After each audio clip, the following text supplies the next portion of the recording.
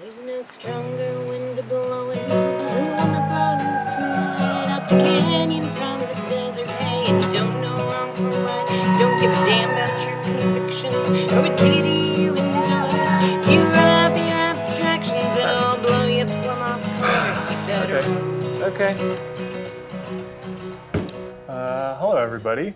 Welcome to another episode of the Kayak Nerds. And today I'm here with Alan, and we are shooting this episode in the kayak shed, in Alan's kayak shed. So if you want to check us out, we're on YouTube as well, and you can watch this there so you can see our beautiful faces. Hi, guys. Oh yeah, and I'm Ryan. Ryan? Yeah. What's today's episode about? Good to be Alan? here. Well, again, welcome to my kayak shed. Yep. It is my favorite room in the house. Yep. So here you go. Yep, it's beautiful. You really should go check it out on Yep. YouTube. Yep. Anyway, yeah, I guess we're here talking about intro to kayaking. I think we're going to start a little series for our podcast here about intro to kayaking, and then we'll kind of dive into some of those topics that a lot of folks who are new to the sport, new to the river, want to know more about, like hydrology we'll do down the road. We're going to dive into a little bit more detail about different types of kayaks, different types of boats. Yeah. But I think today we wanted to talk about just some of those real fundamentals. What's the gear that we use? What are the boats that we use? What are your options? Things like that. What is whitewater? What is starting whitewater? With the very basics. We'll go over a couple lingo things. We're going to try and explain to you why we love kayaking so much and why you should do it. Hopefully that just comes through in our very demeanor and essence. Oh, yeah. Yeah, and if you saw the boat shed, you would understand how much we love it. It's true. Yeah. So what is whitewater kayaking then? You got two aspects to that problem there. You got whitewater and you got kayaking, right? True. So I wrote down a answer to that question that I totally made up, but it seems like it works for me. And so I Perfect. said, it's the art of piloting a particular type of craft down a moving water river. Perfect. Whitewater kayaking. Yeah, that sums it up. I actually went and I just Googled the definitions of whitewater and kayak. Love it. And the definition of whitewater, according to Google, is fast, shallow stretches of water in a river, which I think is pretty accurate. Fairly accurate. Yeah, I think Yep. when you and I think of shallow, we might think of like a couple inches of water, but I think this probably refers to faster moving, smaller rivers where the water is moving quickly. More shallow than a lot of lakes. Right, yeah, or like the Mississippi River or Yeah. something. Yeah. And then when I looked up kayak, a canoe of a type used originally by the Inuit, made of a light frame with a watertight covering having a small opening in the top to sit in. I like that. I like how they put the frame in there because we're still using skin-wrapped whalebone Okay, kayaks. I guess that's not quite what kayaks are made out of anymore, but I think the main point there is it's a watercraft, and the big thing that differentiates it from a canoe is the hole in the middle that's covered with a watertight seal, right? Yeah, right. Because the kayak is decked. Yeah, it's built like a log or a sausage with a hole that you're in. Yes. Where a canoe is more bathtub shaped and it's open Yeah. at the top. Yeah. And we can kind of dive into that a little bit more in terms of, a canoe, you're actually sitting on a little pedestal seat Yeah. with your legs kind of tucked underneath you with a one-bladed paddle, whereas a kayak, you're sitting with your legs out in front of you. Yeah. Imagine sitting on the ground kind of in a frog-like position, I like to call it, with your just kind of a comfortable position with your legs in front of you. Yeah. And you have a two-bladed paddle Right. instead of a one-bladed paddle. Uh-huh. So that's kind of your difference there. From canoe to kayak. Yeah. I like that. Yeah, I didn't even think about that, but sitting in a kayak is very not intuitive to people. I'll be down at the play park and they'll be like, where are your legs? Where do you put your legs in that thing? Yeah, and it can be confusing when you can't see the legs. It's true. Yeah, so It's true. It's kind of just sat down on your butt with your legs out in front of you and your knees off to the side a little bit. Yep. Yeah. Yep. And you get it right, and it's really quite comfortable. It doesn't have to feel like a vice grip or anything of that nature. Oh yeah, it's kind of like a pair of shoes. Like it doesn't. Yeah. Just fits. Exactly. Yeah. Well, I think we wanted maybe to, before we go down the road of kayaks too much, because there are a bunch of different ones. Yes. Let's just talk real quickly about what makes a whitewater environment, Sure. right? Because you can't just think of Rocks. a kayak on its own. You got to think of it as its environment too. Yeah. So yeah, what are some things for you that you think of that make your whitewater river be a whitewater river? H2O, Okay. white, the color white. Yep. Sure. Wow, actually, kind of literally. Yeah, water. And when it's white, you're like, ooh, that's white water. That is whitewater. Yep. Did I Yep. do it? You did a great job. So I kind of break it into four aspects. Yeah. Okay. So first off, you have if you're thinking of a river channel, right? You have the gradient. And so that's kind of gravity too. So that's the water moving from a higher point to a lower point. Right. Okay. Yep, the slope. The slope. Then you're going to have the constriction of the channel. Yeah. So if you have a wide river, and then if you constrict that river, Yep. and it's the same amount of water and the same gradient, it's going to get faster, and Right. waves are going to appear. Right. So you're going to start to make whitewater. Which is why I assume, I've never seen the Mississippi River, but I assume that's why it doesn't have whitewater, because it's just a big floodplain, so there's no reason it's getting narrower. True. And And there's not a lot of gradient. when you see rivers like that, they can be very high volume. They can actually be moving quite fast. True. And it's kind of terrifying how Yeah. fast they can be moving. That's a good point. But there's no whitewater at all. Right. Because there's no constriction, there are no obstacles. And that brings me to my third point, which would be obstacles. Yep. And that's your rocks, trees, river bends, anything that's going to deflect or move that moving water. And that's going to toss it up and fold it over on itself. And Yeah. that makes your whitewater right Oh, there. yeah, it is. And then lastly, all those variables can change given how much volume you have, Yeah. how much water is actually going through that system, right? Yeah. So something might be quite placid if it's low water. You're just kind of bouncing over languidly, slowly over and around rocks. Yeah. Then you put same environment, you just add a ton more water, and now you have a really fast moving situation with a bunch of waves and a bunch of holes, and we'll kind of dive into that Totally. in a little bit. Yeah. So can you name those four for me? Okay, so you've got gradient, constriction, obstacles, Yep. and volume. Volume, flow, the amount Flow, of water. the amount of water. Perfect. Cool. And So- you could use different words. You could use gravity Yeah. and constriction and obstacles and yeah, other whatever. things. But yeah, that's kind of how whitewater is. Yeah. Kind of the environment of whitewater. Yep. Cool. I like it. Yep. So that's kind of nice to set the stage for where the kayak is. Yeah. Yeah. So we have some types of kayaks as well. Yeah. So let's see. I have there's a lot of different types of kayaks. There's a lot of different types of boats. But kayaks specifically, you can kind of break them up into four, not beginner categories, but four main categories. Sure. Four main types of kayaks. So you're going to have a creek boat kind of being on one end of the spectrum, and then maybe a play boat being on the other end of the spectrum of kayaks. And I like to, I don't know how well this will translate to everybody, but as far as like mountain bikes go, a creek boat is like a downhill bike. So it's meant to go down the steepest stuff. It's meant to handle the hardest obstacles. And a play boat is kind of like a BMX bike. And you have a whole bunch of boats in the spectrum between that. So let's start with the creek boat. Cool way to put it. Yeah. How many creek boats do you have?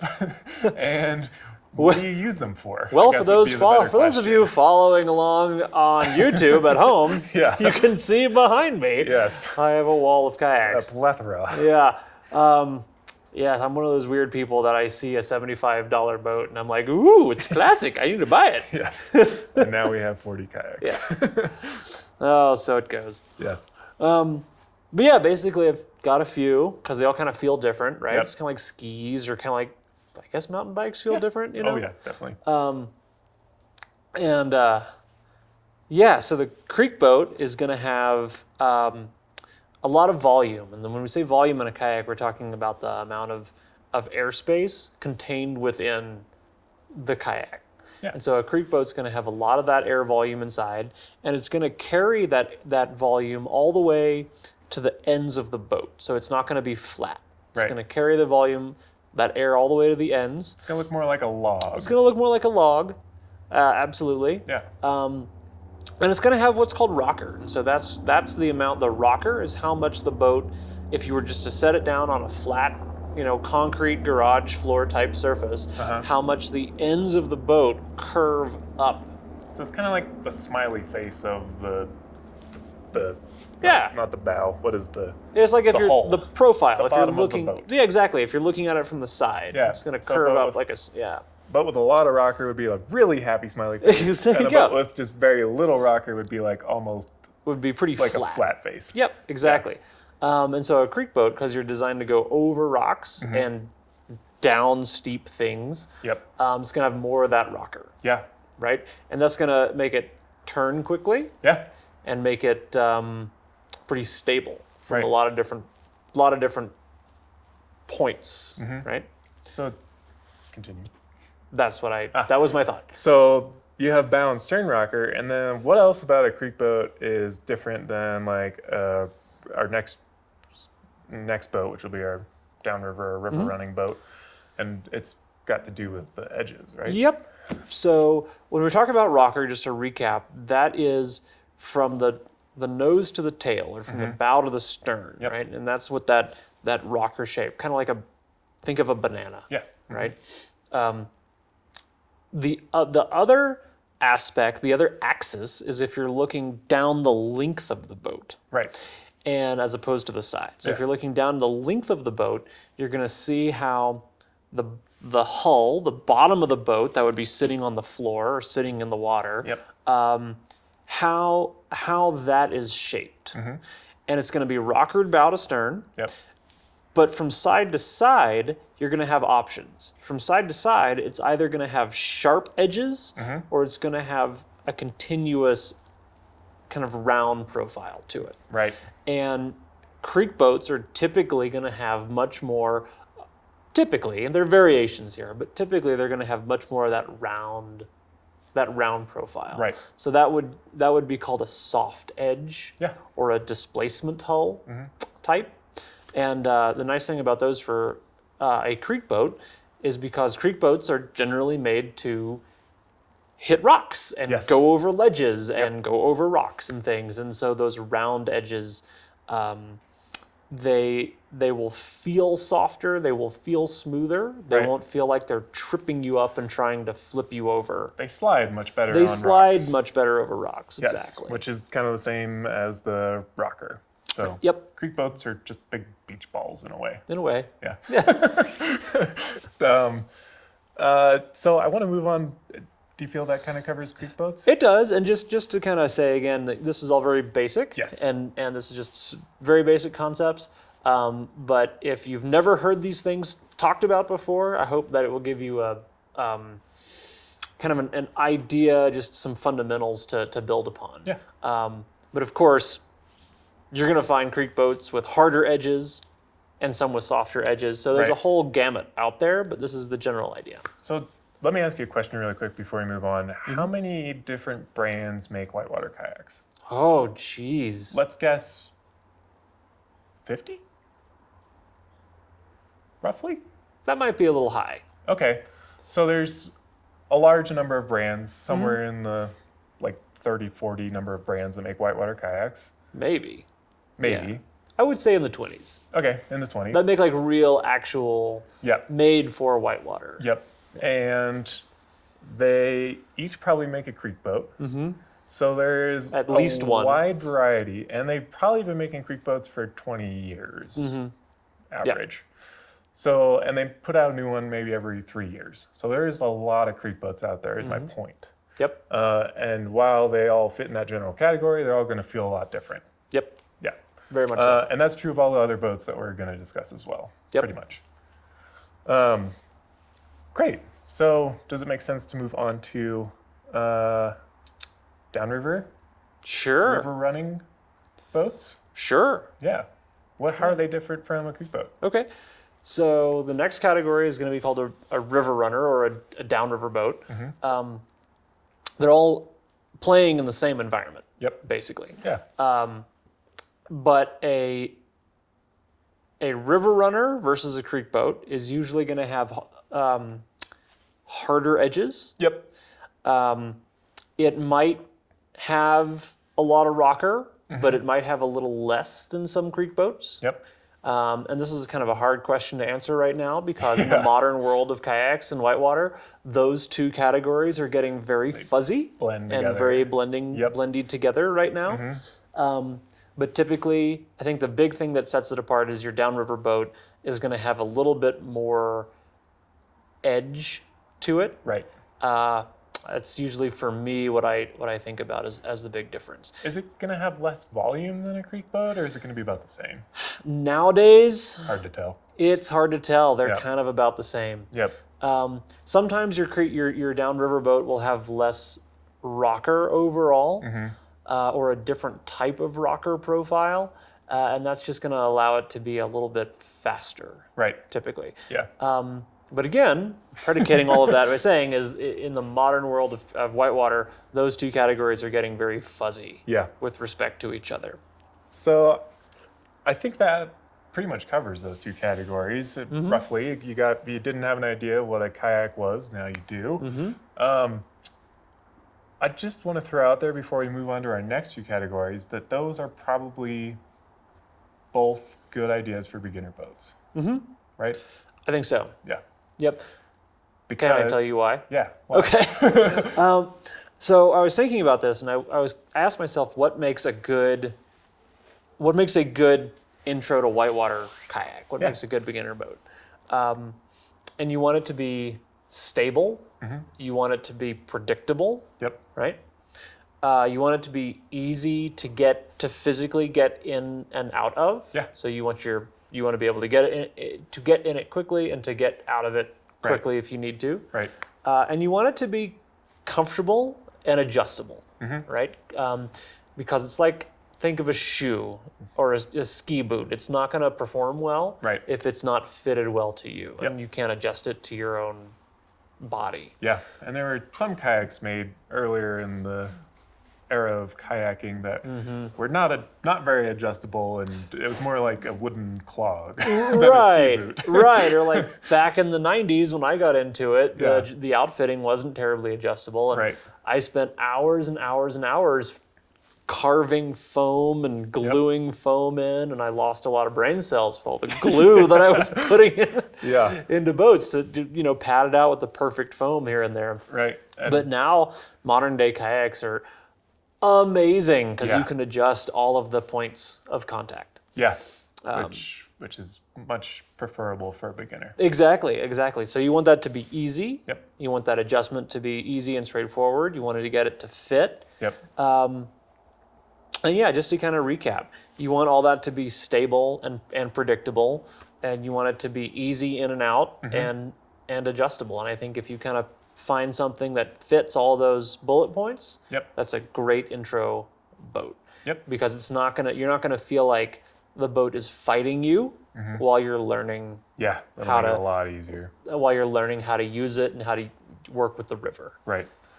Yeah. So, and just to say again, that's for creek boats and downriver boats would both be a good option if you found all those other categories. And then we wanted to talk about a couple other boats, just to kind of put them on your radar because they're fairly common these days and something you might want to know about.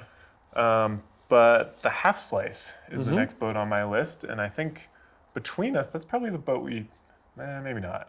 I was gonna say it's the boat we have the most of, but that might not be true. No, I'm probably more on the creek boat side. Yeah, you or the are. downriver Yeah. side. And I guess I am. No, actually, I'm not. Anyway, half slice boats are kind of like creek boats and downriver boats, except for the tail or the stern of the boat is squeezed. Squeezed. It's like somebody drove a car over I it. was just thinking that. Yeah. Yeah. So you take your downriver boat. Uh-huh. That's still, again, like a creek boat, has Yep. kind of fairly even volume distribution. Yeah, looks kind of like a log or Yeah. a banana. Yeah. And then take the stern, Yep. everything from the cockpit where you sit in the boat back, Yep. and squish all the air out of it. Yep. And Drive your it's- car over it. Yeah. Don't actually do Don't that. actually do this. They're made this way. Yeah, they're made that way. You buy them like that. But we do that, or those boats are made, I should say, Yes. because they're a heck of a lot of fun. Yes. You can use that low volume stern in the water in ways that kind of give the boating experience a whole nother dimension, Uh-huh. right? You can, instead of just driving from your boat on the water from in a direction, point A to point B, or through a wave or something, now you can engage that stern and actually get the nose of the boat up out of the water, and Yep. you can do different tricks. It can allow you to turn the boat in a different way, Yeah. which is called a pivot turn, and Yeah. that comes from slalom boating, Yeah. where you turn on a dime, Yeah. Which is really fun. which is really cool. Which So is really fun. yeah, and if you get the right eddy line or the right spot, or you can use that squished tail to sink the stern into the water and actually stand straight up on end, so you're looking at your bow and the sky, Yep. and it's great. Yeah. It's super fun. I initially did not understand, and now I'm obsessed with it. There you go. But beyond that, also I just kind of wanted to ask why we weren't throwing them in our recommendations for beginner boats. And it's not that we aren't, but like Yeah, I mean, it wasn't the top of our list. right. And again, any of these could be used as a anyone can learn in anything. Yes. I just think that the more tricks the boat is trying to throw at you, Yep. the more difficult and challenging that initial uptake's going to be. Yes. Right? I agree. Not everybody would agree with me on that. Some people are like, throw them in the hard boat and they're going to get all the, but for most people, Yep. they don't learn that way. Yes. Most people want something predictable. Yep. I agree. So I tend to steer clear of putting brand new kayakers in half slice boats because with that low volume stern, it's designed to be used in such a way that you can catch the water with it. Yeah. And so that can happen when you don't want it to, It's almost like having a third paddle that you're not in control of, in a way. kind of. And I would attached to say your butt. you're in control of it, but Yes. it can easily be caught by the water. Yes. Sometimes it catches your paddle blade or the back stern of your boat without you Exactly. understanding how that happens. Exactly. And when you're at a certain level of proficiency, you use that to your advantage. Right. And it makes it fast and fun. Yep. But until you're at that point, I think it's the boat maybe giving you too much input. Yes. at Definitely. one time. Definitely.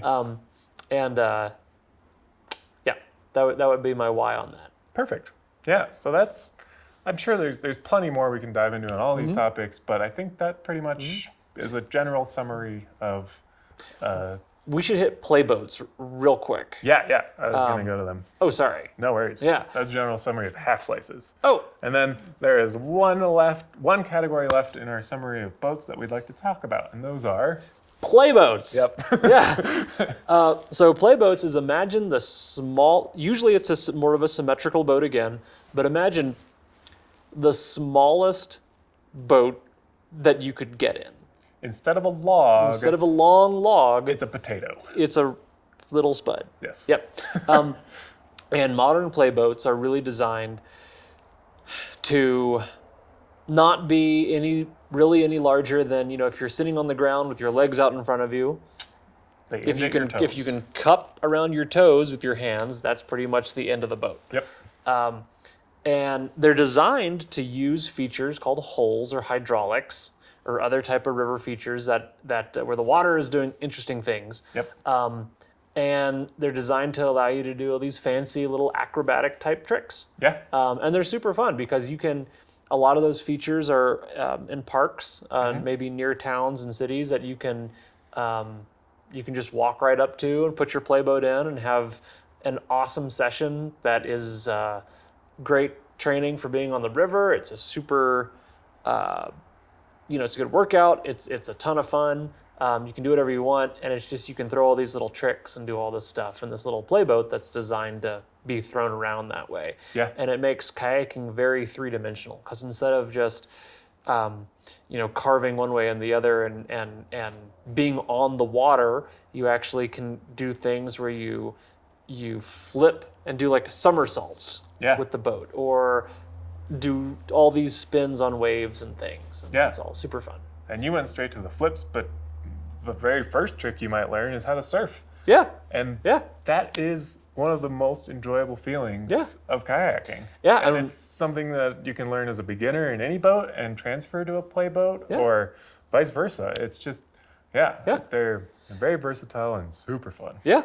And when we're talking about surfing, we're talking about really imagine ocean surfing, only the wave isn't moving, the water is moving through the wave. Yes. Because it's on a river, and instead of you're on a surfboard, you're in your kayak surfing that wave. It took me a very long time to understand that. There you go. I couldn't figure it out, and it wasn't until I got in the ocean and was like getting pushed by the wave, I was like, oh, this The wave is is how it works moving. in the river. But yeah, so that's kind of our recap of boats. So we have creek boats, downriver, half slice, and play boats.